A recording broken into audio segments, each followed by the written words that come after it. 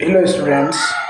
इस क्लास में हम बात करेंगे कक्षा 8 प्रखर वर्कबुक गणित और कार्यपत्रक नंबर 6 के बारे में। इस क्लास से पहले हमने कार्यपत्रक 1 से लेकर 5 तक कंप्लीट कर दिए हैं।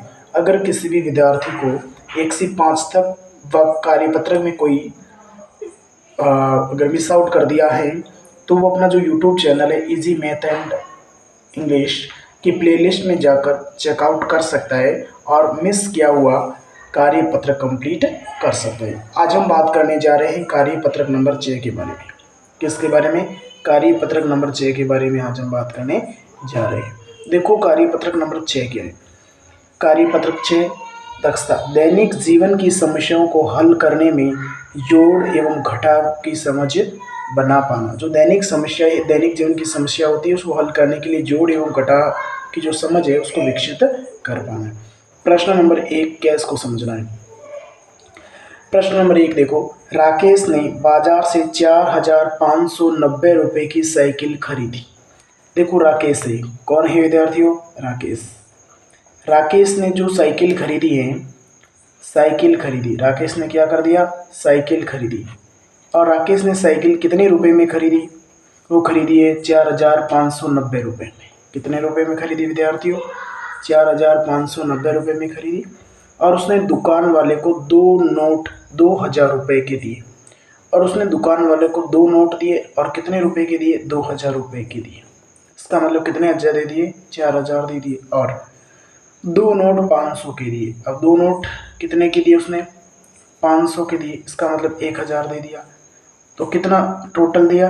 5,000। कितने दे दिया उसने? 5,000। तो बताइए दुकान वाले ने उसे कितने रुपए वापस लौटाए? तो इसको समझो। राकेश ने साइकिल खरीदी 4,590 रुपये में। उसने दुकान वाले को 2 नोट 2,000 के दिए। इसका मतलब 4,000 दे दिए। और 2 नोट 500 के दिए, मतलब 1,000। टोटल पैसे कितने दिए इसने? 4 और 1 5,000 दे दिए। अब साइकिल 4,590 की थी, उसने 5,000 दिए, तो दुकान वाला वापस कितना देगा उसको? तो दुकान वाला दे देगा इसको, कितना देगा विद्यार्थी? 400 और 10 रुपये रिटर्न कर देगा, क्योंकि उसने दुकान वाले को 5,000 दिए, साइकिल 4,590 की थी। दुकान वाला राकेश को कितने रुपए वापस दे देगा? 410 रुपये रिटर्न कर देगा। समझ गए? बढ़ते प्रश्न नंबर 2 की ओर। प्रश्न नंबर 2 देखो, एक पानी की टंकी में 3,220 लीटर पानी है। जो पानी की टंकी है उस पानी की टंकी में पानी कितना है? 3,220 लीटर। उसी टंकी में 999 लीटर पानी और भरा गया।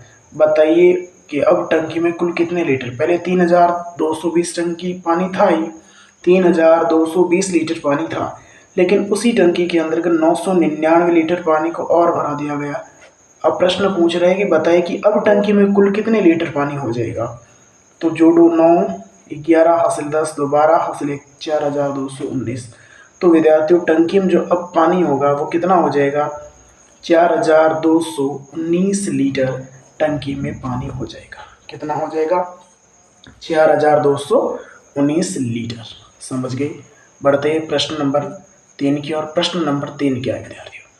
प्रश्न नंबर 3 है, शंकर ने अपने गोदाम के लिए 3,275 किलोग्राम चावल, 2,037 किलोग्राम गेहूँ और 737 किलोग्राम दाल खरीदी। बताइए कि उसने कुल कितने किलोग्राम अनाज खरीदा? देखो शंकर है, उसने 3,275 किलोग्राम तो क्या खरीदा? किलोग्राम चावल खरीद रखा है। क्या खरीदा है? चावल।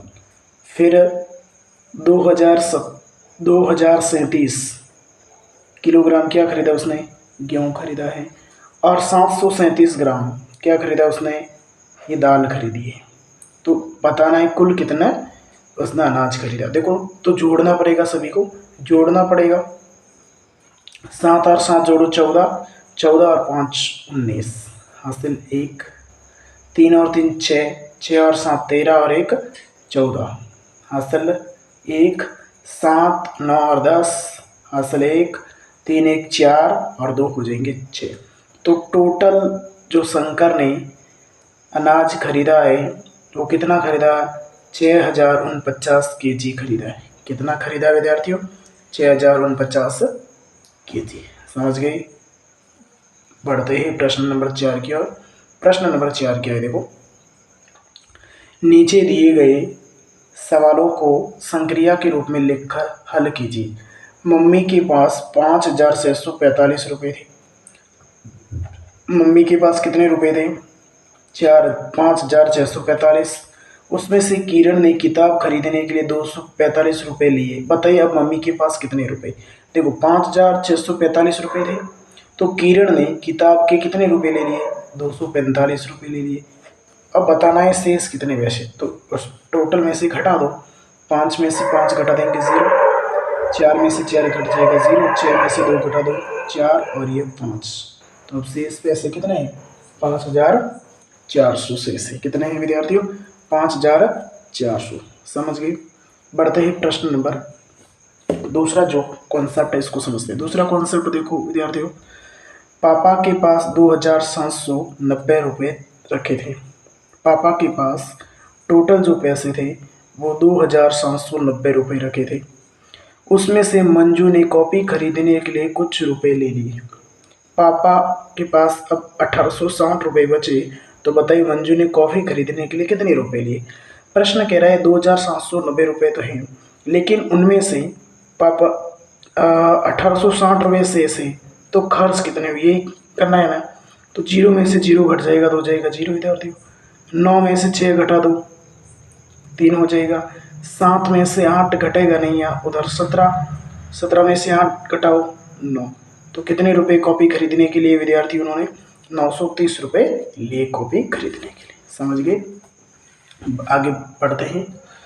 घर में कुछ रुपए रखे थे, उसमें से नंदू ने कॉपी और पेन खरीदने के लिए 320 रुपये ले लिए। नंदू ने 320 रुपये कॉपी और पेन के लिए लिए।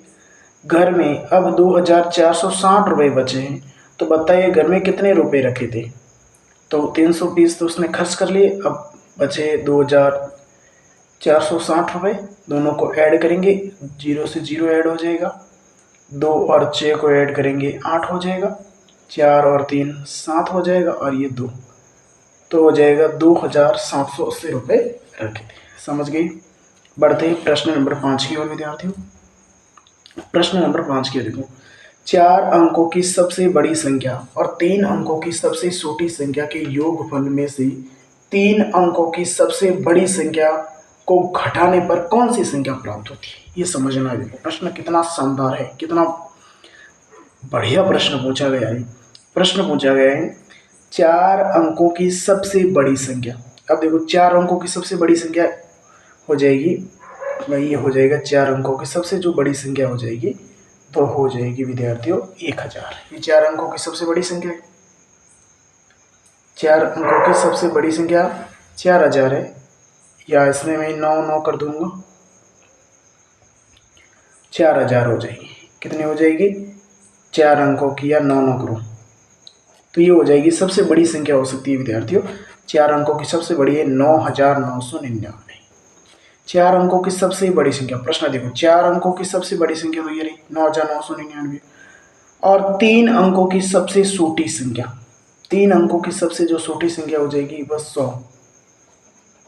ये सबसे छोटी संख्या है 3 अंकों की 100 के योगफल में से। अब इसका योगफल करेंगे तो 0 और 9 जोड़ेंगे 9, 9 और 0 जुड़ेगा तो 9, 9 और 1 जोड़ने पर 10, हासिल 1, 9 और 1 हो जाएगा 10, 10,099। योगफल में से 3 अंकों की सबसे बड़ी संख्या घटाने पर, 3 अंकों की सबसे बड़ी संख्या घटाओ 9,999, घटाने पर कौन सी संख्या प्राप्त होती है? तो देखो 9 में से 9 घट जाएगा 0, 9 में से 9 घटा दो 0, 10 में से 9 घटा दो 1, और ये हो जाएगा 9। तो कौन सी संख्या प्राप्त होती है विद्यार्थियों? तो हमें जो संख्या प्राप्त होती है वो होती है 9,100। तो इस प्रकार से हमने इस क्लास में देखा है कार्यपत्रक नंबर 6 के जो 5 प्रश्न थे, उन 5 प्रश्नों को हमने इस क्लास में कंप्लीट कर दिया है। थैंक यू, धन्यवाद।